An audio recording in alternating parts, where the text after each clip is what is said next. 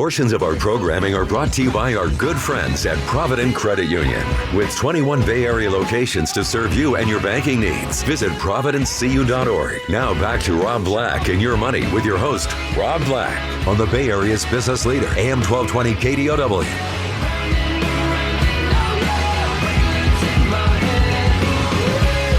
So some quick business. Oreo is counting on something called Coca-Cola flavor. It sounds horrible to me. It's a limited edition cookie. They want to drive customers to the snack aisle, get people like me talking about it because it's a interesting business angle on what they're trying to succeed at. And it's working. 28% of people who are buying Coca-Cola flavored Oreos, again, a thing, limited edition, are first-time buyers of Oreos. They're not regular buyers. So that's why companies do wacky promotions like this. It's worthy of note. This morning, I have Mr. Mortgage Man Scott Thompson on. On the show, we talk investing. We also talk real estate, insurance, retirement, financial planning, taxes, tax efficiencies. Much to talk about. But today, we're talking a little mortgages. It's Mr. Mortgage Man Scott Thompson. Scott, one of the terms in your industry isn't a term in my industry. It's a financial ratio. Let's talk a little DSCR loans. What are they and what do we need to know? Yes, sir. DSCR. These loans are pretty popular amongst real estate investors. Okay. And DSCR, debt service coverage ratio. That's the, so DSCR, the acronym. Unlike traditional loans that rely on personal income verification, DSCR loans focus on the cash flow generated by the investment property itself. Okay, so what does that mean? Does that mean I would have to provide a W-2 or tax returns? What am I giving to you to get qualified for a DSCR investor loan? That's correct. Well, hey, here's a quick breakdown. So qualification, instead of using your personal income, like I said, lenders look at the property's income. Specifically, to calculate the DSCR, that ratio. Okay. The ratio is just the property's net operating income, the rent coming in, over the debt service, which is your loan payment. A DSCR of 1.0 means the property, generates enough income to cover its debt payments. Okay. So just super quick example.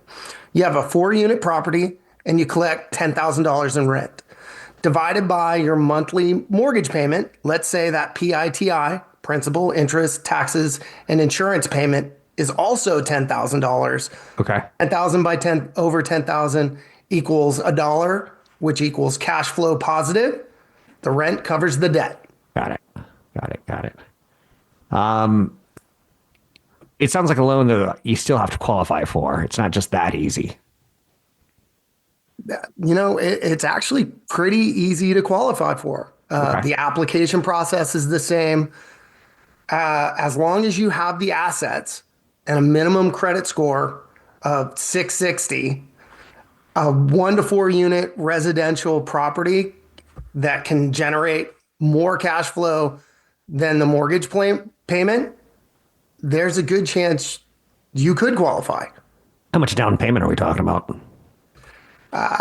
25 to 30%, depending on your experience as an investor. And again, your credit score. You've got years of experience doing these kind of loans, so you have the ability to talk to people who want to become real estate investors. And you almost have to think outside the traditional 30-year loan that, you know, your mom and dad had. This is a outside the box kind of loan. It's something you can talk to Scott about. You can find him at mrmortgageman.com. It's mrmortgageman.com, MRMORTGAGE man.com. Scott Thompson, phone number 415-971-0646, 415-971-0646. Drop me an email if you can't find him. It's mrmortgageman.com, though. I'm Rob Black, talking to all things financial. Yeah. One of the things we got to talk about is how we finance investments into real estate, which I don't recommend for most people until you're worth north of $1 million+. And then if you want to start saying, this is not the home I live in, this is a home that I'm going to be putting a renter in. that's about the time I think that it makes sense. Stocks are pushing towards fresh records. Again, kind of nice. But this isn't the year I'm retiring, so I feel like I'm stealing some future performance today when I have less money involved, because every 2 weeks I put more money in my 401k. Kind of weird, huh? How that works out. It's important to understand bubbles that we've had in the past. The South Sea bubble, the panic of 1907, the roaring 20s, the Great Depression, the Nifty 50, the Great Inflation of the 1970s, the 1987 stock market crash, asset bubbles where Japan overexpanded in the United States in the 1980s, the dot-com boom, the dot-com bust. There's always going to be fear of missing out on the next one. And AI, we're kind of in the middle of it. We're going to be talking a little bit more about robotics in the near-term future. And we're going to be talking in the world of fintech, or just in the world of finances. I'm seeing investment bankers lose a lot of power to fintech companies. And I'm seeing a lot of alternative asset purchasers raise money to the point that a lot of people think there's a bubble in private equity and private credit. Or is that just what's going to be the next 10 years? Is money chasing it because it sees where financial planning and financial product is? You're not seeing any hot IPOs right now. You know why? Because private equity is getting in and buying the companies. They're lending to the companies. And when the company does come public, like Sam Bankman's ChatGPT, OpenAI, when that comes public, it's going to be already worth probably $1 trillion. So you're not going to get the play of a $200 million or $500 million company becoming a $500 billion company. You're not going to get that run that Amazon had, Google had, Microsoft had, NVIDIA's had. You're going to get mature companies because of what private equity is doing. And I think they're making the money. It's worthy of note. There are some investment opportunities there. You can find me online at Rob Black Show, Twitter Rob Black Show, YouTube Rob Black Show. NVIDIA CEO Jensen Huang, he gushed over Meta's new Orion prototype glasses. He's in an interesting position. His company's had a hyper growth phase. He has seen employees abandon ship. He has seen employees, lose their motivation to be at a job 6 days a week. He's turning it into a kind of a senior spokesperson for technology. He was at the Mark Zuckerberg presentation, and they showed video of him reacting to the glasses, the Orion prototype glasses. So Zuckerberg's smart. He knows that people in the world of tech are watching this, and who else to impress than the NVIDIA CEO, right? It's cute. One of the things I do really, really like is my YouTube subscription. I pay so I don't get commercials. I was on a version of YouTube with commercials the other day, and it drove me insane. But you can see a lot of the video footage from Meta's presentation yesterday as it's posted on YouTube as well. Just go YouTube, search Meta Connect. And when you see Jensen Huang's gushing over the technology, Wall Street's turning positive on Meta and Mark Zuckerberg as a CEO. It's almost as if they have faith that he will be able to deliver a AR, VR experience that is better than what Apple can. Now, again, Apple's in the market, and Apple's got super expensive product, and they've got the research arm and leg that Facebook has. It's interesting to note that you're talking about $40 to $60 billion in losses already at Meta on the whole virtual world, augmented world reality.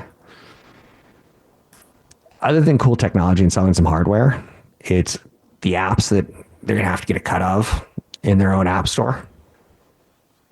I don't know if we see $60 billion in revenue in the metaverse, augmented AR world.